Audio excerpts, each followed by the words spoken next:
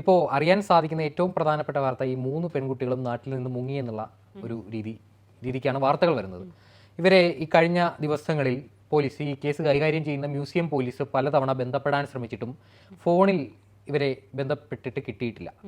അതിനെ തുടർന്ന് നിരന്തരം ഇവരുടെ ബന്ധുക്കാരെ അടക്കം വിളിച്ചിട്ടും യാതൊരു പ്രതികരണവും ഇവരുടെ കുടുംബത്തിൻ്റെ ഭാഗത്തു നിന്നും ഇവരുടെ ഭാഗത്തു നിന്നും ഉണ്ടായിട്ടില്ല. തുടർന്ന് ഇന്നലെ ഈ മ്യൂസിയം പോലീസ് സ്റ്റേഷനിൽ ഇതുമായി ബന്ധപ്പെട്ട് ഹാജരാകാൻ പോലീസ് ആവശ്യപ്പെട്ടെങ്കിലും ഇവരിൽ 2 പേർ ഇതിന് തയ്യാറായില്ല എന്നാണ് പോലീസ് പറയുന്നത്. ഇതിനെ തുടർന്ന് പിന്നീട് മ്യൂസിയം പോലീസ് സ്റ്റേഷൻ ഇവരൊക്കെ വലിയതുറ ഭാഗത്ത് താമസിച്ചു വരുന്ന ആളുകളാണ്. ഇവരെ വലിയതുറ ഭാഗത്തെ ഇവരുടെ വീടുകളിലേക്ക് പോലീസ് എത്തുകയും അവിടെ നടത്തിയ അന്വേഷണത്തിൽ ഇവരെ തേടി ചെന്നിട്ടും ഇവരെ കാണാനില്ല. ഇവരെവിടെ പോയിന്ന് ആർക്കും അറിയില്ല. അപ്പോൾ പോലീസിൻ്റെ ഒരു പ്രഥമ ദൃഷ്ടിയാലുള്ള ഒരു നിഗമനം ഇവർ ഇതിന് ശേഷം മുങ്ങി എന്നുള്ളതാണ്.